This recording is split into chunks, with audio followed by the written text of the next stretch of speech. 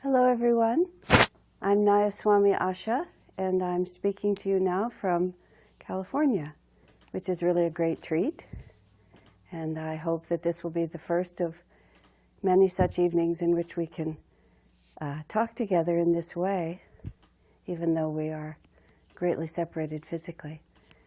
Tonight is going to be the first of a series of 4 classes on the subject of the chakras. And the chakras are a very important subject in themselves, but they also have a specific and very serious implication in the most practical way to one of the most frequently asked questions I think that I get, both in public classes and also in personal counseling, which is that people awaken to the spiritual life, and what that brings with it is this sudden incentive that we want to transform ourselves. I mean, the intention of spiritual life is that we develop ways to be happy, ways to be effective in the life that we're trying to live, ways to be kinder, more creative, more in tune with God, all of the list of subjects that I'm sure motivate everyone who is listening to this talk in one way or another. But no matter how sincere that desire to understand and to change is, even in many ways, no matter how much willpower we apply toward this new way of life, old habits die very hard. And our progress, instead of being the kind of smooth airplane flight to realization, turns out to be either a very long, slow, arduous journey or a very circuitous travel where the goal seems so obvious and yet the route to it is always being deflected. I remember at the age of 18 when I was first introduced to the concept of self-realization and reading about samadhi and the possibilities of spiritual experience. I remember seriously thinking to myself, well, I'm 18 now, 22, 23, 24 at the latest, I'll just have this thing done. And I didn't think of that at the time as hubris or arrogance of any kind. It just seemed like, well, it seems so pretty straightforward. This is what I want, this is what I'll do. And naturally, I was a little dismayed and more than a little shocked by by the enormous gap between my aspiration and my ability to follow through on it. And it was many years, and many humbling years later, when I began to understand the chakras a little bit better from the particular perspective that I want to share it with you. This is a very esoteric subject, and many people teach it in a very esoteric way. I am of a practical turn of mind, and even the most esoteric subjects to me seem the most useful if we can present them in such a way that they actually affect our everyday life. And so I take the subject of the chakras and I take it from that point of view. So I'm teaching with a whiteboard because this is a subject that cannot only be verbalized. You have to also, I'll make some little pictures that'll help us understand. And on this side, I have a general chart with the chakras indicated. So we'll just jump right in. This is a 4-week series, and therefore I'm under no obligation to explain everything tonight. And at the very end of this series, we'll give you a few minutes to submit your questions. And if I'm not able to answer all the questions that are submitted, I'll just save them over till the next week. So they'll definitely get answered at one point or another on this series. And if your questions are simply too far ahead of the material that we've covered, I'll just say we'll shelve that one until we get a little bit later. So do either mentally or on a piece of paper as you're listening, make a note of anything that you might, that's not clear to you. It will also help me to know what points I'm missing, because this is a class in person. There would be a lot of interaction, so we have to sort of figure out how to make this work over the internet instead. Just to begin with, just so that we'll be perfectly clear, I'll point over here to this chart. The word chakra, as you know, it means wheel. It means moving, circular moving energy.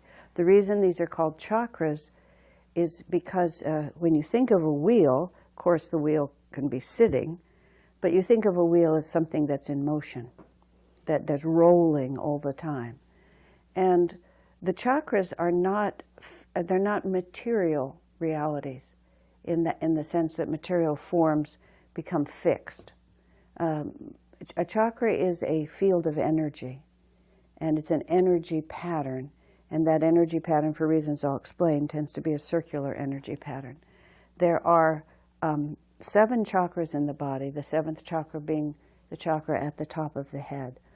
For the purposes of this discussion, we'll deal with 6, and I'll explain more when we get to the spiritual eye, that the spiritual eye is the way we access the 7th chakra, and therefore when you're dealing with the spiritual eye, you are dealing with the 7th chakra, because you're dealing with the doorway into the 7th chakra. Now, I need to put a condition on everything I'm saying here, which is, this is the chakra system as Paramahansa Yogananda taught it, as Swami Kriyananda taught it to me. Not to me individually, but in the context of his teaching, I learned from him this understanding of the chakras. There are many, many, many different ways that people talk about the chakra system. And among the questions that I'm happy to take to answer eventually in this series is to try to reconcile whatever you may have already studied about the chakras that might be contradicted or doesn't seem consistent with what I'm going to say tonight. I'm picking it up from a particular string. I am speaking from what I have been taught by those I trust, combined with a certain amount of intuition. But this is not my direct perception. This is how it has been explained to me also. But I believe that this system is very coherent, and it's also extremely practical, which is what I was saying earlier. So that was starting with the fact that we work through with the 7th chakra through the 6th chakra. I realize immediately I'm contradicting many things that other people do. That's why I wanted to put it like that.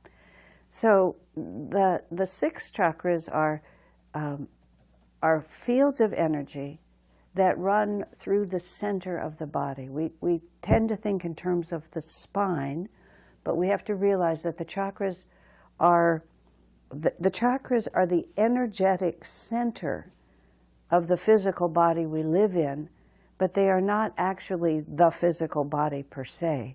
There are physical, the point at where the chakras are in the body also then manifest as nerve centers and physiological key points in the body. But those physiological and physical manifestations of the way the body functions are not the chakras themselves.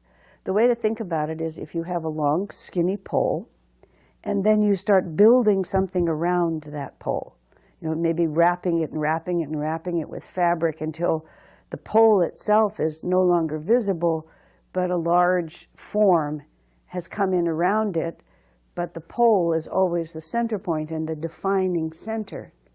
That's exactly how our chakras are in relation to our physical body, except a pole would be a physical thing, whereas the chakras and the spine that connects them in the astral body, the energy body, is not physically visible. It's a vibration of energy. But vibrating energy creates magnetism, and it's the magnetic force of the spine and the chakras that actually hold the physical body here.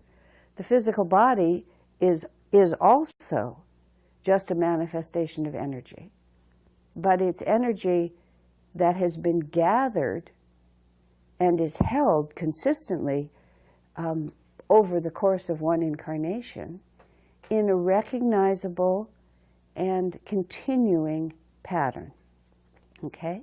Now, that pattern remains recognizable and continues to be a living force and the vehicle for expressing our individual consciousness as long as the chakra system, which is to say our individual consciousness, remains at the center of it. That was a very complicated way of saying simply this, which is that, as long as the soul is inside the body, then the body is alive. And as soon as the soul withdraws, and then withdraws all its karma with it, which is what the chakras are, I'm getting a little ahead of myself, then the physical body disintegrates, literally, within a few days. I mean, instantly, as soon as the soul exits, the physical body becomes inert and immediately begins to decay.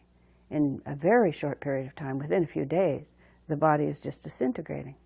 Because what really animates it and keeps it alive is the jiva, the individual spirit. And that individual spirit expresses in the material world through the medium of these chakras. Okay? Okay, and so down the center of the body, like a pole down the center, from the base of the spine to the top of the head, is the energy channel, which is called the spine. And then on that energy channel, there are these concentrated points of energy, which is what the chakras represent. And they extend all the way from the first chakra, the sixth chakra, representing our attunement to spirit and our understanding of ourselves as entirely spiritual, down to the first chakra, which represents the quality of earth, which represents ourselves as fully manifested into the material world. Now, you have to understand that merely because this is the earth chakra and this is the spiritual chakra, that doesn't mean this chakra is bad and this chakra is good. Because all the chakras have to work together in balance for us to live in this world in the right way. And in fact, for us to progress from material to spiritual life. Every chakra has a positive way of expressing itself and also a negative way of expressing itself. And these are the details that we will fill out over time. It's a great luxury, you see, to have 4 classes. I don't have to cram all this into a 50-minute discussion today. I can just kind of start laying out the realities here. So just with that simple understanding, and I'm sure if you're looking at this, if you can read it, there's details here. Each of the chakras is described with its Sanskrit word, and then where it is physically in the body, the element, earth, air, fire, water, that it represents, and also which branch of Patanjali's eightfold path it represents. No, excuse me, that's not true. Just the quality that each of the chakras represents. Okay, I'm looking here just to see exactly what is on this chart. Okay, the yamas and the niyamas. Because it represents the power to resist, to express. Okay. Now, let me talk about it now. Now, just having laid that simple groundwork, I'm just going to go back to the beginning point. There's a few things that I want to get across in the course of these 4 weeks. One is how the chakras relate to our ability to transform ourselves.